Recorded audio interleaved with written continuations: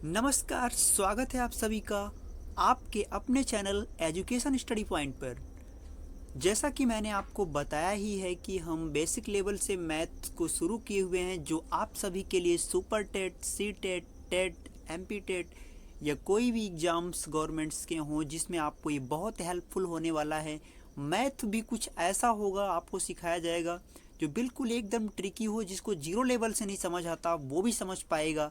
समय को ना गंवाते हुए चलते हैं प्रश्नों पर। आपके लिए मैंने इस टाइप के वीडियो लाया था, लेकिन उससे भी बेहतर उसे थोड़ा आसान करने के लिए मैंने आपके लिए दूसरा वीडियो आपके लिए बनाया है।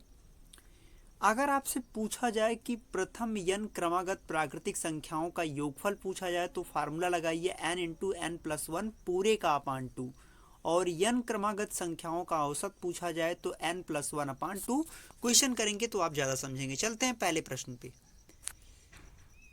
पहला प्रश्न है, प्रथम 10 क्रमागत प्राकृतिक संख्याओं का योगफल और औसत क्या होगा। तो सूत्र क्या है, लगातार प्रथम 10 क्रमागत प्राकृतिक संख्याओं के योगफल का सूत्र है n into n plus one पूरे का अपान टू।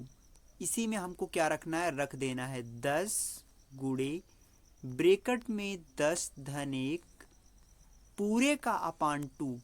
तो 2 एक कम 2, 2 पंचे 10 और 10 एक 11, तो बचेगा क्या 5 गुणे 11। भाई ये 10 एक 11, 11 बचे 55। यानी योगफल कितना आएगा, प्रथम 10 क्रमागत प्राकृतिक संख्याओं का योगफल आया आपका 55। और अभी आपको औसत भी बताना है, तो औसत के लिए हम आपके लिए औसत के लिए आपको यहीं बता देते हैं हम औसत। जस्ट वेट करें। औसत का फार्मूला होता है n plus one upon two. केवल आगे से ये वाला n हट जाता है, बस इतना ही। तो n कितना है, 10 है, तो 10 धन 1 बटे 2। 10 एक 11, 11 बटे 2, 11 का आप औसत निकालोगे, 11 को 2 से भाग करोगे, कितना आएगा 5.5। तो ये रहा आपका क्वेश्चन नंबर पहला। आई होप आप सब ने समझे होंगे। चलते हैं अगले प्रश्न पे और अच्छे से आपका क्लियर होगा।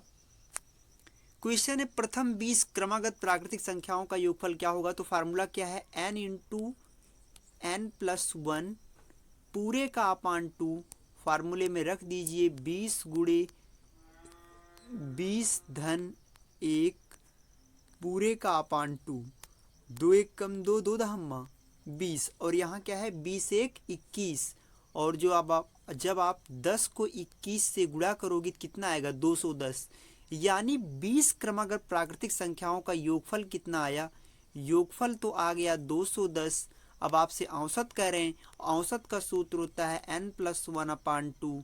यानी 20 प्लस 1 बटे 2, 21 बटे 2 यानी 10.5।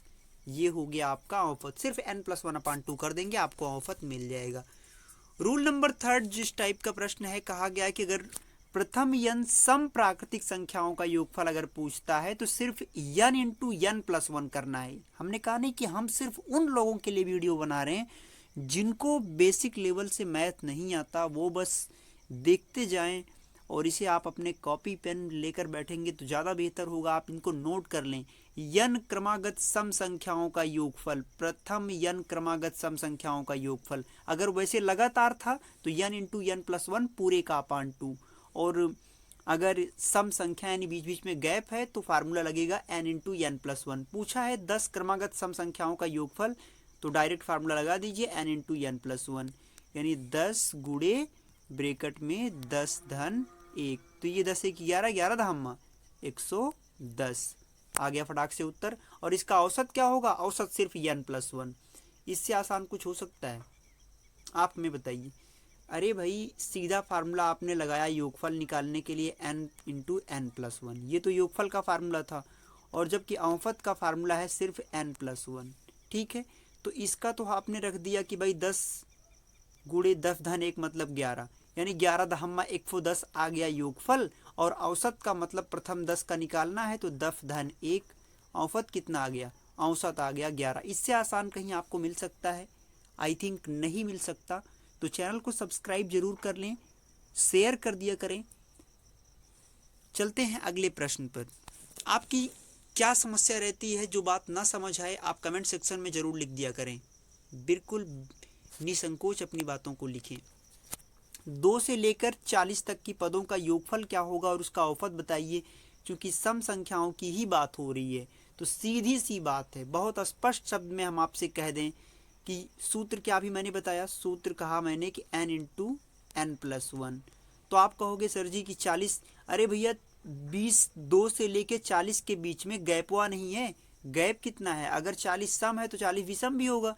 तो गैप 2 से लेके 40 है, एक एक का गैप है, यानी कि n का मान कितना है 20 और 20 धन 1। तो 20 1 21 और आगे 20 पहले से लगा हुआ है।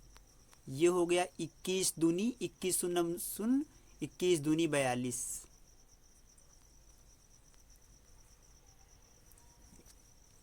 आप आसानी से इस चीज़ को इस तरह से कर सकते हैं। ठीक है, करना कुछ नहीं था, बस यहाँ पे पदों की संख्या आपको कंफर्म नहीं रहती तो आपको ध्यान देना पड़ता है कि 2 पदों की संख्या वैसे आप निकाल सकते हो। मैंने एक फार्मूला भी बताया था।